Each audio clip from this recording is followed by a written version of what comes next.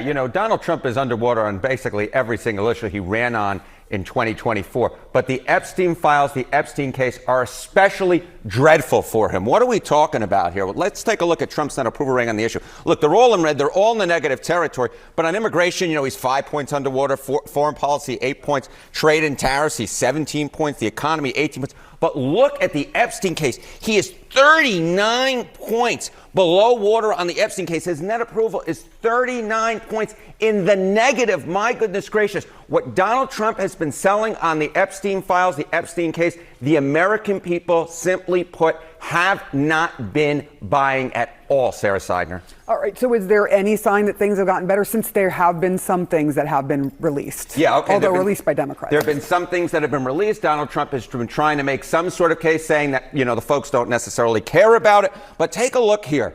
Approve of the Trump admin on the Epstein case in early July, right when you had those DOJ droppings, right? It was 17%. Look at where we were by late September, the latest poll I could find it.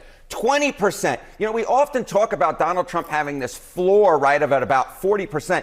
On this particular issue, he is less than half the level of the supposed floor. There is just nobody in the electorate who is buying this. They do not like the way that the Trump administration has been handling this case one iota.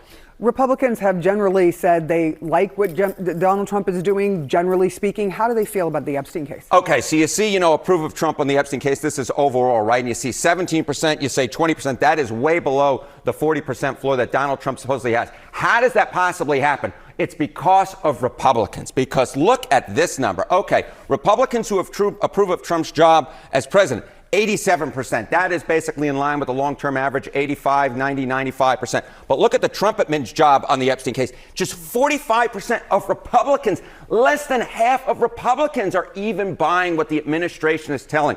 Look, we're not necessarily sure whether or not this case has moved the ball on Trump's overall approval rating yet, but I can tell you that the more that this case is in the news, the worse it is for Donald Trump, because simply put, it is his worst issue by far. We could be seeing a vote on this next week. This case is not going away anytime soon. It is not going away anytime soon, and that is bad news politically for Donald John Trump. I want to bring in Arizona Democratic Congresswoman Yasmin Ansari, member of the House Oversight Committee.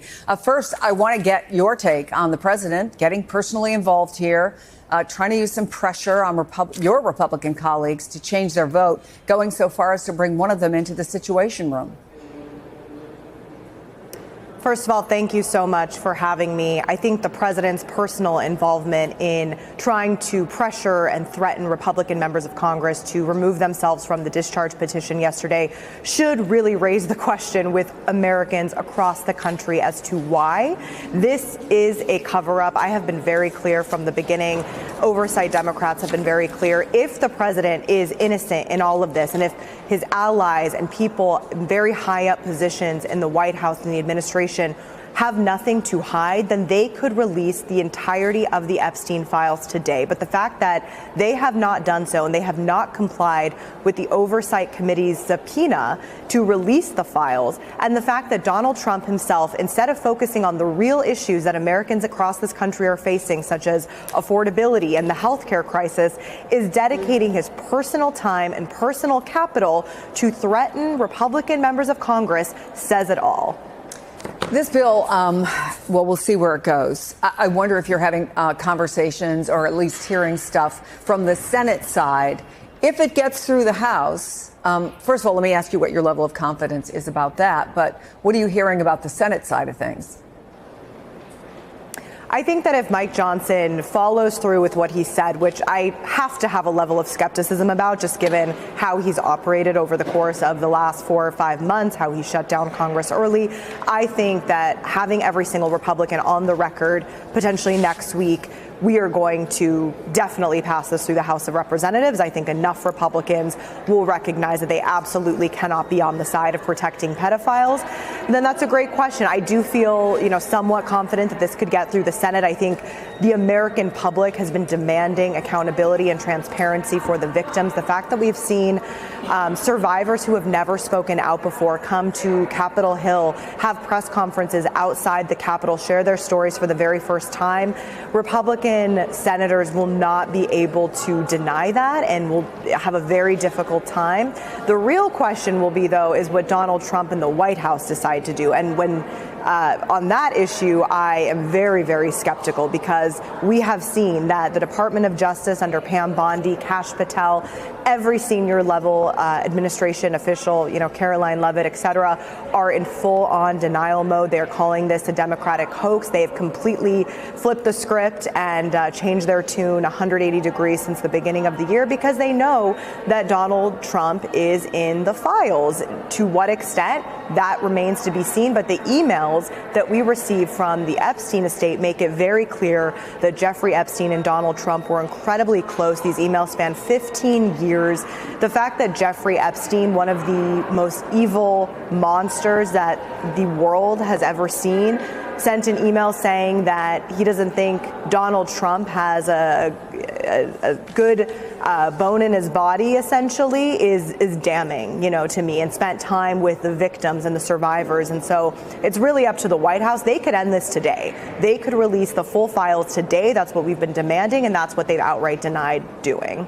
There's another big story, obviously, developing where you are. The president did sign the bill to reopen the government last night after 43 days. But as you well know, the battle over health care is far from over. So I want to play part of what the president said last night. It all includes fixing the health care system that Democrats broke with the disaster known as Obamacare.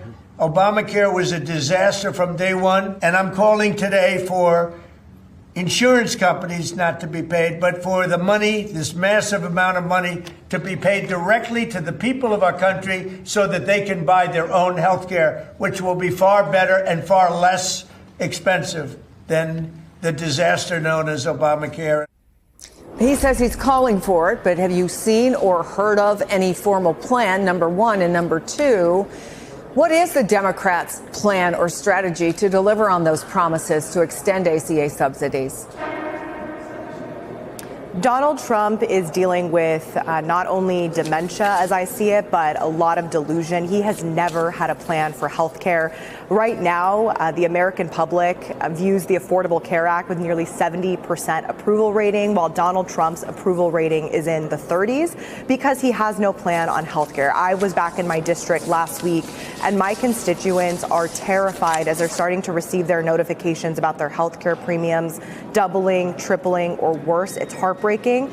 So our plan for health care right now is we have a discharge petition on the House floor right now that House leadership put forward to extend the Affordable Care Act tax credits by 3 years. The discharge petition is very much like the Epstein discharge petition in that any member of Congress can sign it. And as long as we have a simple majority, then Mike Johnson will be forced to bring it to a vote. So I urge my Republican colleagues, especially those Republicans who have made a lot of grand statements over the last 6 months about protecting Medicaid, about that, how they could never vote for a bill that cuts health care for the American people. They can sign that petition anytime. I signed it yesterday, and if enough people sign it, then it'll come to a vote and we can protect these ACA tax credits. Congressman Yasmin Ansari, thank you so much.